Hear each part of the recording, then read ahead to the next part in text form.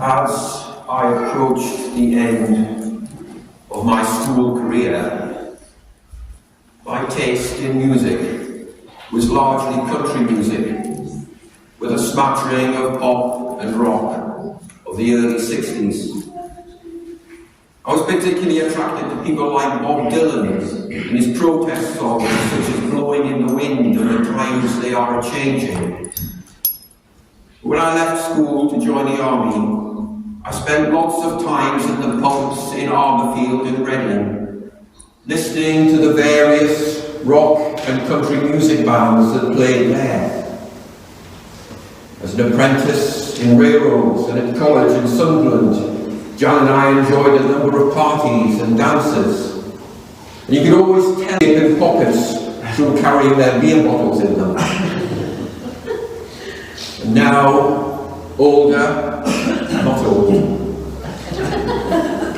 I am rather broken down. A priest, supposedly an agent of respectability, not. I look back on my restlessness and protesting youth, and I'm shocked to think that these days, when faced with the enthusiasm and youthful passion of the protesters, the disreputability of our politicians, and a lack of certain essential services, I tend to worry about the good order that we have breaking down. And at the same time, I recognise the need to change if society is to be restored to some order, if the services we need are to be adequately provided, and if all our leaders and people who are people of integrity, people we can trust. The remarkable events of that first Palm Sunday bring alive this tension between the energy and protest of youth and the small c conservatism of maturity. Jesus' triumphal entry into Jerusalem raises a question about what kind of response we would make to it if we had been present at it.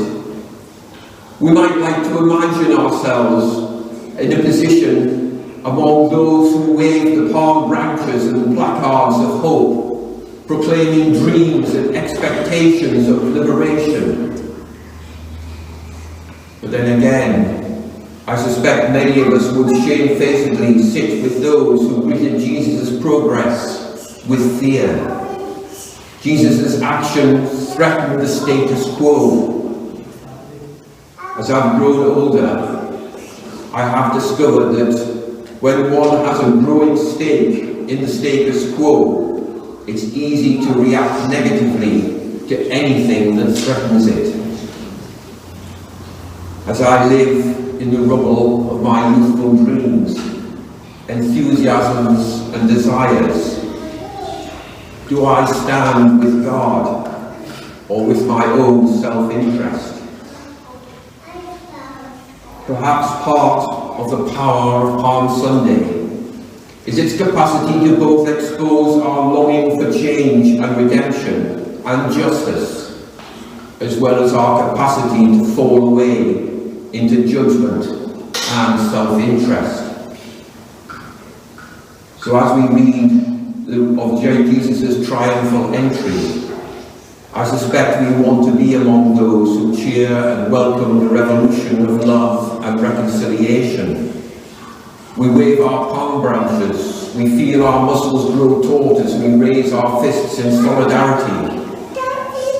We feel the lactic acid burn through our legs as we march on and stand for hours, waiting for Jesus to be crowned King.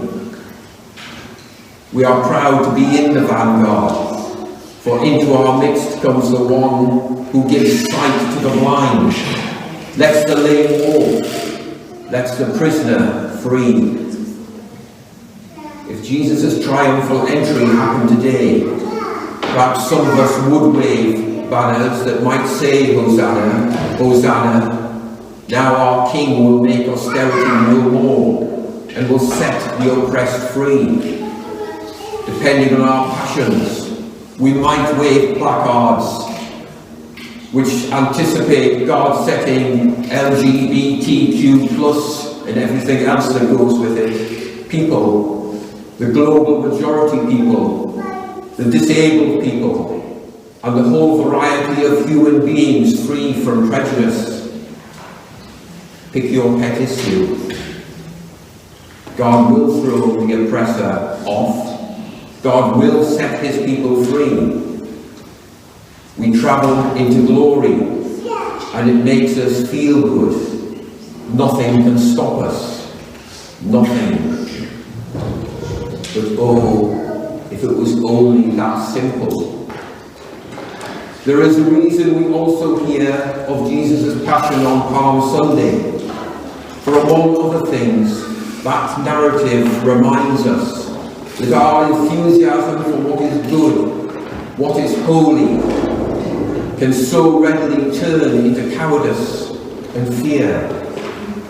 Our desire to be part of Jesus' moment of grace can all too soon be turned to betrayal and mob instincts. We might want to be in the vanguard with Jesus, our subversive King, but we can also become faces in the crowd as the implication of Jesus' way becomes clearer to us. Following Jesus leads to changes in our lives. If these changes are challenging, we might be tempted to stick with the status quo. Perhaps we are already respectable. Perhaps we are on the side of property, suspicious of those who might threaten our magnificent buildings and the civility of our streets. Even as we welcome protest, we don't want anyone to threaten our church, our cathedral, our comfort. In abstract, we like the idea of revolution, of God transforming the world. Please do it without too much cost to us.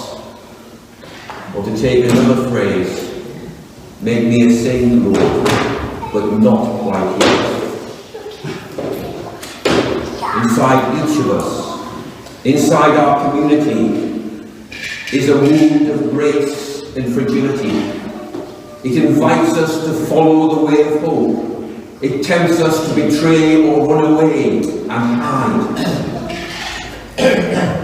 Palm Sunday invites us to occupy that space between the call of Jesus, the call he makes to stand up for grace and love, and the fact that in our fragility we so easily fall away. And this is an uncomfortable place. However, it's a place I think it is always wise to walk on Palm Sunday as we begin the extraordinary journey of Holy Week. It is a holy ground. It is the ground where we face the facts of our hopes and the reality of our weaknesses. And it is the place where Jesus can meet us and ready us for that promise of a new focused life in our remaining years here on earth, as well as in death and life held in the Easter event into eternity.